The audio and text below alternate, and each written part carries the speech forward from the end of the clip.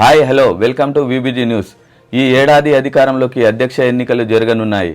4 ఏళ్లకు ఒకసారి జరిగే ఈ ఎన్నికల పోలింగ్ను డిసెంబర్లో నిర్వహించే అవకాశం ఉంది.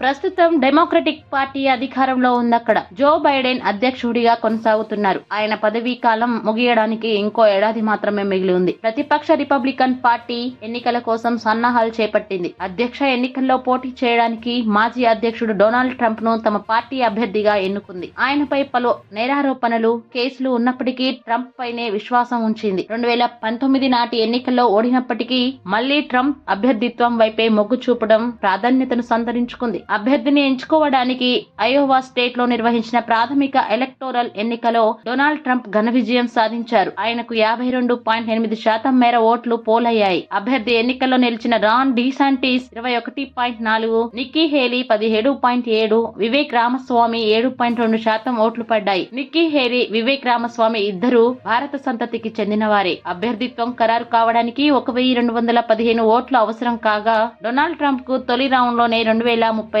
మేర ఓట్లు పోలయ్యాయి. కౌంటింగ్ ఇంకా కొనసాగుతుండడం వల్ల ఆయన ఆధిక్యత మరింత పెరిగే అవకాశం ఉంది. రాన్ డిసాంటిస్ రెండో స్థానంలో ఉన్నారు. ఆయనకు 824 ఓట్లు వచ్చాయి. నిక్కీ హేలీ 682, వివేక్ రామస్వామి 278 ఆ తర్వాతి స్థానాల్లో నిలిచారు. వరుసగా మూడోసారి డొనాల్డ్ ట్రంప్ అమెరికా అధ్యక్ష ఎన్నికల్లో పోటీ చేయడం ఖాయమైనట్టే. 2016 నాటి ఎన్నికల్లో ఆయన సారథ్యంలోనే ప్రభుత్వం ఏర్పాటైంది. ఆ తర్వాతి ఎన్నికల్లో స్వల్ప తేడాతో పరాజయం చవిచూశారు. మూడోసారి తన అదృష్టాన్ని పరీక్షించుకోనున్నారు డొనాల్డ్ ట్రంప్.